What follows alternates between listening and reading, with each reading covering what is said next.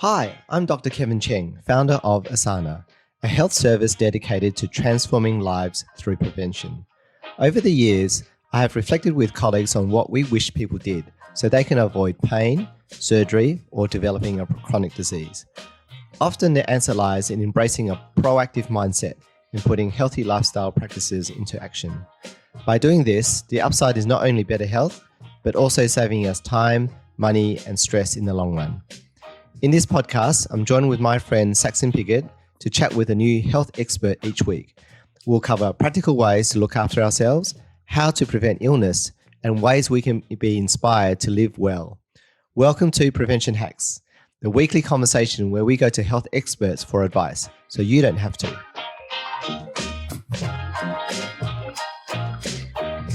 Welcome, Louise McCallum, to Prevention Hacks, which is our podcast.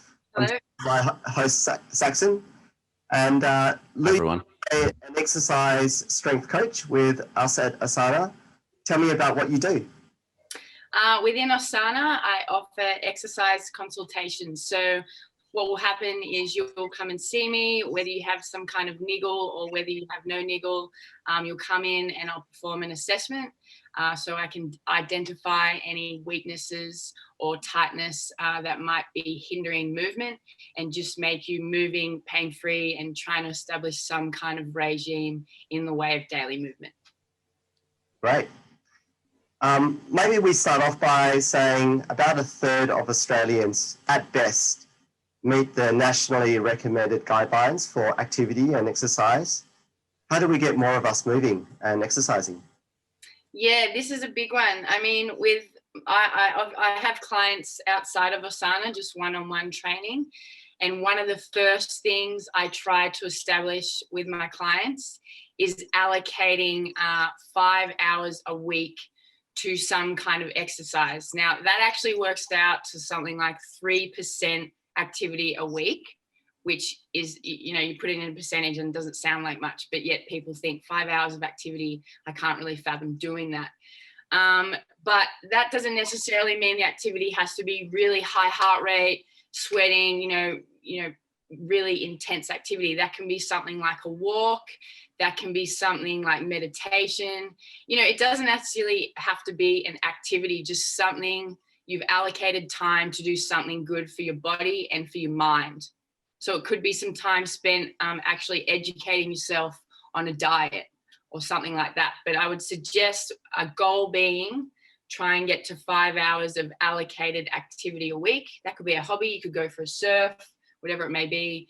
And you could start as low as 10 minutes a day. I've done that with clients before. You got to start slow and build the habits. It's all about establishing habits, because once you establish habits, they turn into discipline, and then things just become automated, and discipline will always trump motivation, and people tend to lack motivation and time.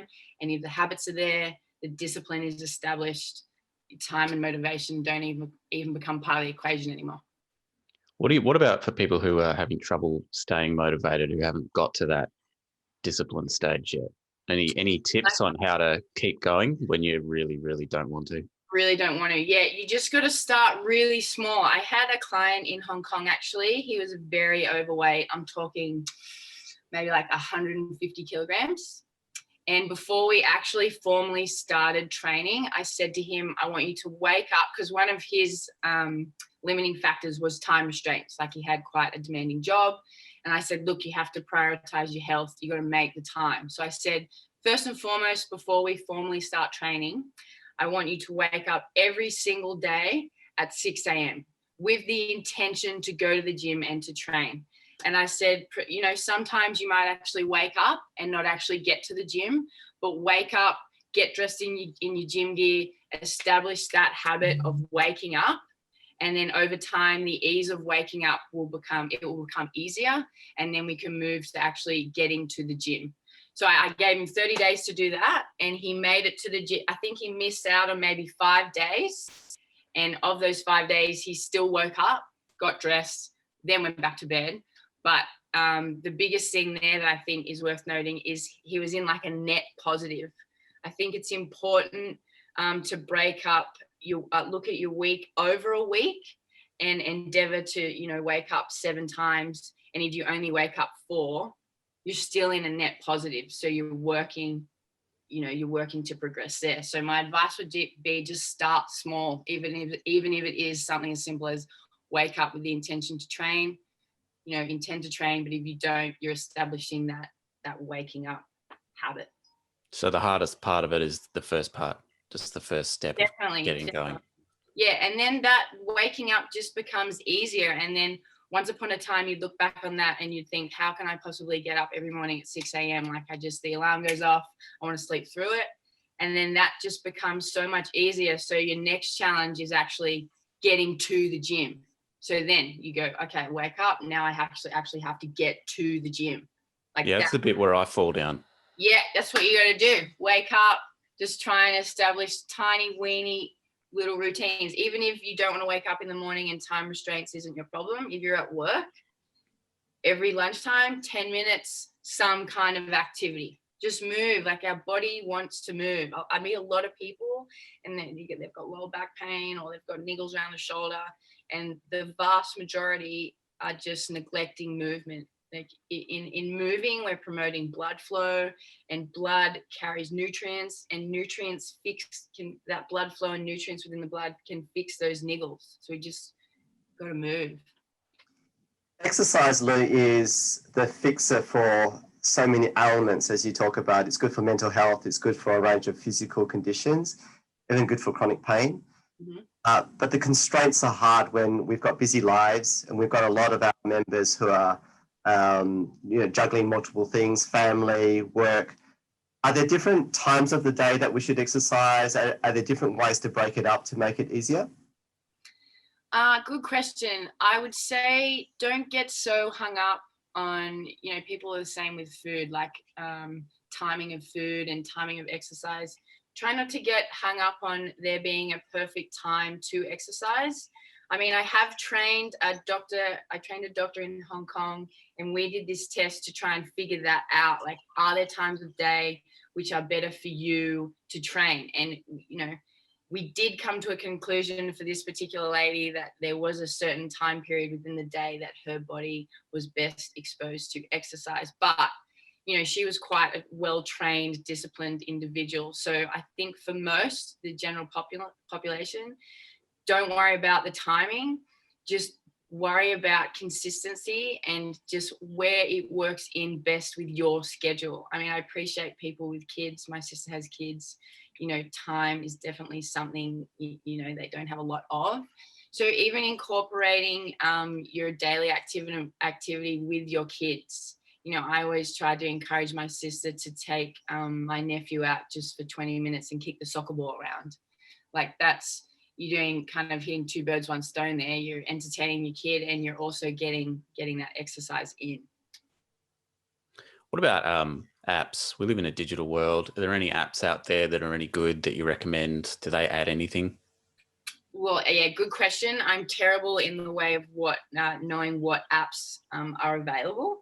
I do, however, I work for a gentleman named Andrew Papp, and I deliver weekly educational videos for his application. So his app is called 365 Program, and it's the 365 is suggesting, similar to what I was saying before, every single day of the year. He's not saying train every single day of the year, but he's saying do something good for yourself 365 days a year. So whether that be a training session, whether that be sitting down and meditating, just do something every day that, feeds your mind and feeds your body well. So his is one that is I think it's something, it could be as low as $10 a month. And that gives you access to training, that gives you access to mindset, which is a big one, trying to establish that routine and discipline and habit. And you get access to my weekly educational videos as well. So is it necessary to, I guess, have a program, have a personal trainer, but if you have limited means at home, especially if we're locked down with COVID outbreaks and so forth, are there ways to get exercise in a confined setting or even without lots of equipment? Oh, definitely. I mean, I'm a strong believer. I've been in this industry now for about 10 years. So I always think one-on-one training is always going to be the most advantageous way of progressing, because with my knowledge, I can really customize what we do to you, specific to your goals, specific to your needs. But I appreciate that, that is a luxury, and, it can be quite costly. There's definitely, there are a lot of apps out there. I'd advise you to check out the 365 program app. But I think just trying to adopt daily movement and movement in ways that feel good. If I could try and dumb it down and just have people moving on the daily without access to equipment, I'd try and break it down into 5 or 6 movements. So our body, we want to squat, we want to lunge, we want to push, pull, and twist. So if you can try and, get some kind of movement covering those 5 things, the vast majority of our functional movement stems from those 5 movements. So, it could be 10 squats, 20 lunges, 10 push-ups, 10 pulls, and, 20 twists. We're then moving our body in a way that's going to help with everyday functional movement. What about for people who are managing injuries? What do you do when you've been benched and you can't do your normal routines? Well, so in my experience, the vast majority of injuries, like I said before, are from probably movement inefficiencies. So people don't know that they're executing a movement poorly. That's why I'd say working with someone is advantageous, because I'm going to click straight into that and say, hey, no, do this, do that, do this. So if you have an injury, you can work around that injury. So obviously don't do things that provoke pain, but it's a tricky one with injuries, because I tend to work on a perceived exertion scale. So if I'm trying to rehab an injury, you don't want to not use that area. Like, we're trying to fix that area. So you want to still use it. And like I said before, try and promote blood flow to that area, but kind of work in and around a pain threshold of, say, 3 to 5 out of 10, because you still want to tax the tissue or the area that's injured. And in taxing it, the body's got to overcompensate to then repair that. So try not to just, create a program where you don't use it at all, but try and still go through movements, that aren't super painful, but, a subtle amount of pain. I'd almost encourage you to work through that. Or come to Osana, come see me. I'll check your movement out. We'll assess it, and I'll tell you exactly where to go. I guess that's a good point too, right? Like, you want to be talking to your doctor or whoever it is you're working with, just to make sure that you're not going to make it worse. Oh, 100%. If you can afford it, go see a physio, actually get a diagnosis of what the issue is. That way they can give you rehabilitation exercises that you can supplement with the everyday movement you're trying to incorporate. Are there certain types of activities that are better for general health, as we get older into our senior years? Are there certain activities such as in the water, or there's a lot more evidence, I understand, Lou, about intensive training, so shorter bursts of exercise as opposed to sort of longer sessions of exercise? Oh, I'd actually go the other way around. So definitely as you're getting older, you need one of the biggest things you probably have to consider that people don't is bone density. So weight training is so good to help with bone density. So our bones are kind of like our muscles in that they need to be overloaded with more weight, to get stronger. The bones are kind of the same. So I'd strongly advise any kind of weight training. As you get older, your body weight could even suffice as far as resistance training. Like, your body weight may be enough in the way of, say, like a squat movement.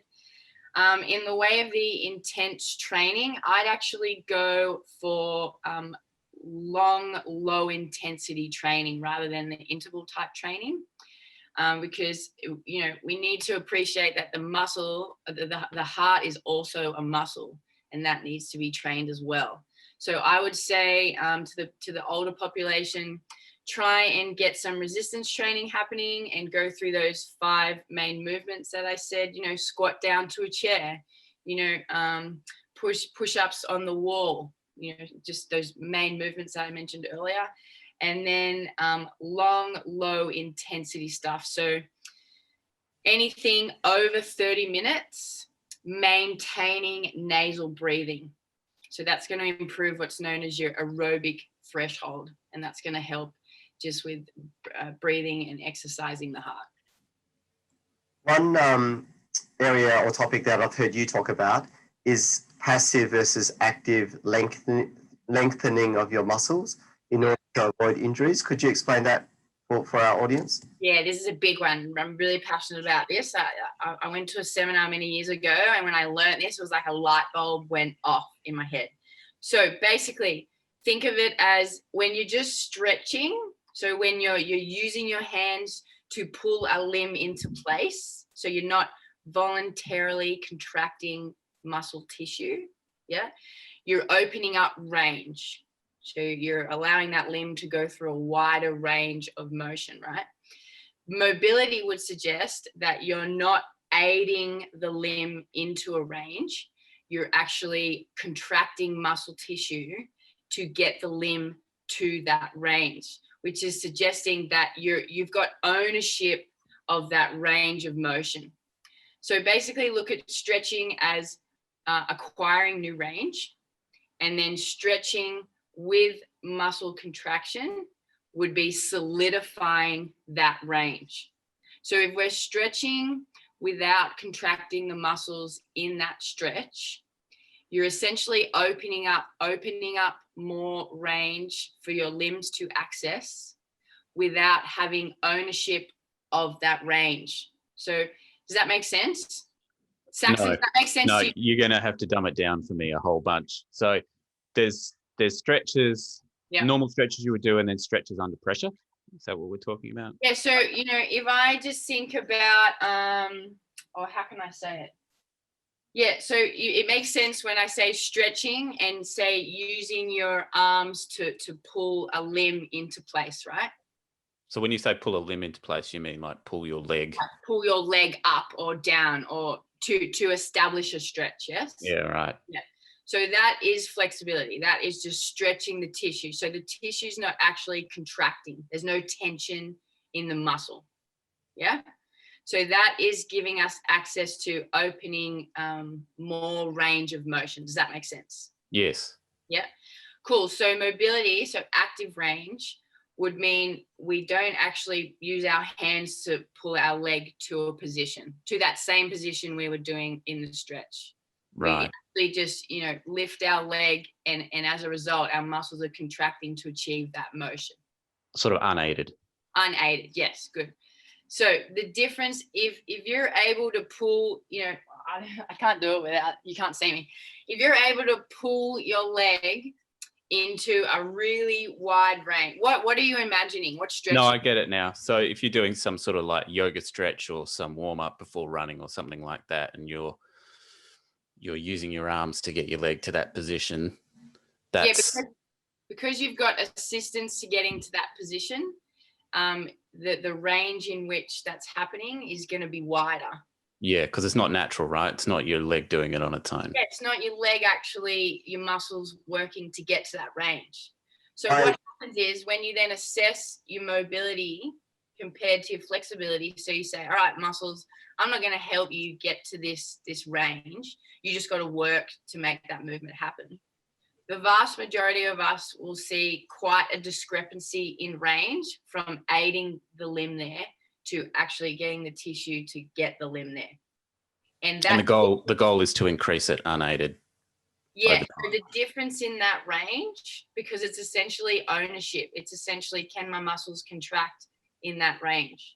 So the bigger discrepancy between those ranges, that's the more room for injury, because in our everyday life, injuries are somewhat inevitable, and we're going to twist and access ranges that we're able to access due to flexibility, but we don't have ownership of that range because we haven't trained our muscle to contract there. And how do you decrease the difference between the two? That's just through regular exercise? Yeah, I mean, weight training is great because it's actively lengthening tissue and holding a contraction as it lengthens and shortens. So weight training. But also next time you're stretching, establish a normal stretch. So where you're aiding a limb to a position. And then right at the end of your stretch, I would say the tissue that you're intending to stretch, try and then tense it. Do you know what I mean? So if I'm doing, say, this stretch, so I'm stretching across here. So I'm just relaxed in this position now. I'm stretching here. So I'd hold this for, say, 90 seconds. And then to get this tissue to contract, I'd have to push my arm this way. So these two are essentially fighting forces. Yeah. And I'd build with the intensity. So I'd go, okay, 20% effort. I'm trying to do this. 40%. Because then I've stretched it. Okay, I'm acquiring new range. And then I've contracted it. So I'm coaching it to learn how to contract it. That makes sense. Yeah. I get it now. Moment. It's quite an important concept, even for us medics, where we don't really learn about exercise. We know it's good, but in terms of actually putting that down as a prescription now for our patients and for our members at Osana, it's something That's that a big one. as a new domain. And I really like that concept of passive versus active. So passive is the flexibility. Yeah.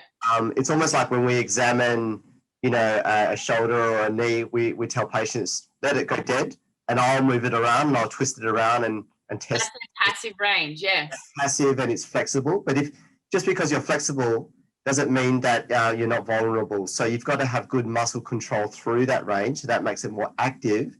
And that's the mobility that you talk about. Yeah. Good ownership. Good ownership, good active resistance, then you're less likely to have injuries in those range of motions.